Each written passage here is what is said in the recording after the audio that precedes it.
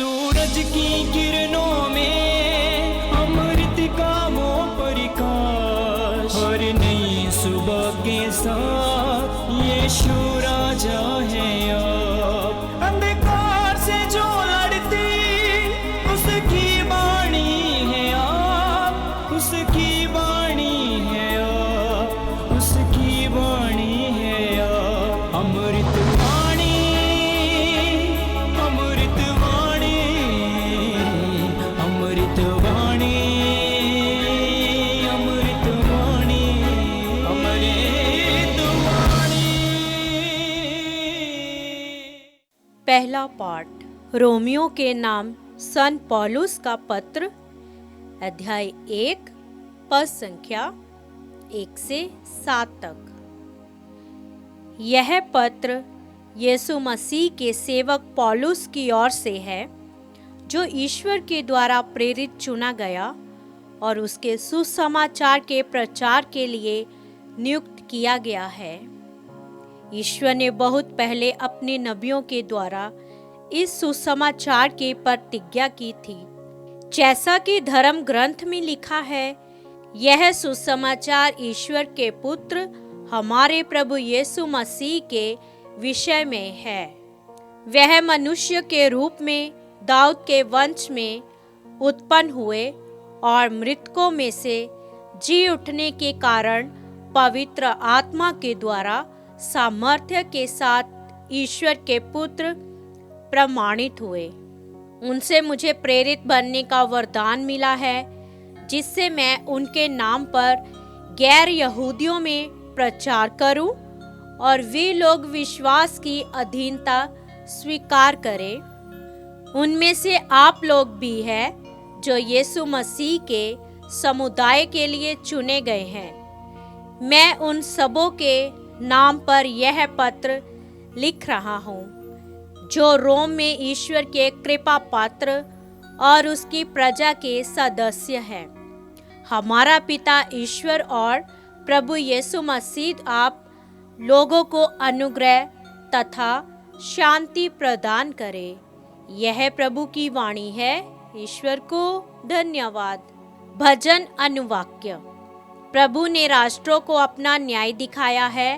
प्रभु ने राष्ट्रों को अपना न्याय दिखाया है। प्रभु के आदर में नया गीत गाओ, क्योंकि उसने अपूर्व कार्य किए हैं। उसके दाहिने हाथ और उसकी पवित्र भुजा ने हमारा उद्धार किया है। अनुवाक्य। प्रभु ने राष्ट्रों को अपना न्याय दिखाया है। प्रभु ने अपना मुक्ति विधान प्रकट किया और सभी राष्ट्रों को अपना न्याय दिखाया है। उसने अपनी प्रतिज्ञा का ध्यान रखकर इस्राएल के घराने की सुध ली है। अनुवाक्य। प्रभु ने राष्ट्रों को अपना न्याय दिखाया है। पृथ्वी के कोने कोने में हमारे ईश्वर का मुक्ति विधान प्रकट हुआ है।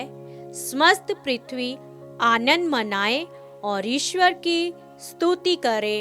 अनुवाक्य। प्रभु ने राष्ट्रों को अपना न्याय दिखाया है। जय घोष। आज अपना हृदय कठोर ना बनाओ, प्रभु की वाणी पर ध्यान दो। हालेलुया। संत लूकस के अनुसार पवित्र सुसमाचार, अध्याय 11 पद संख्या 29 से 32 तक।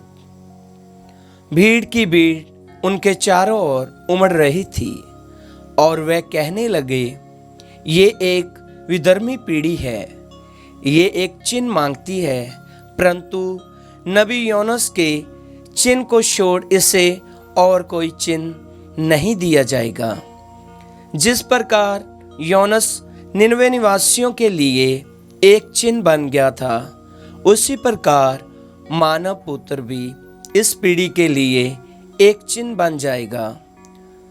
न्याय के दिन दक्षिण की रानी इस पीढ़ी के लोगों के साथ जी उठेगी और इन्हें दोषी ठहराएगी, क्योंकि वह सुलेमान की प्रज्ञा सुनने के लिए पृथ्वी के सीमांतों से आई थी।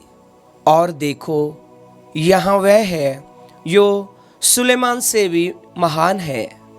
न्याय के दिन निनवे के लोग इस पीढ़ी के साथ जी उठेंगे और इसे दोषी ठहराएंगे, क्योंकि उन्होंने योनस का उपदेश सुनकर पश्चाताप किया था।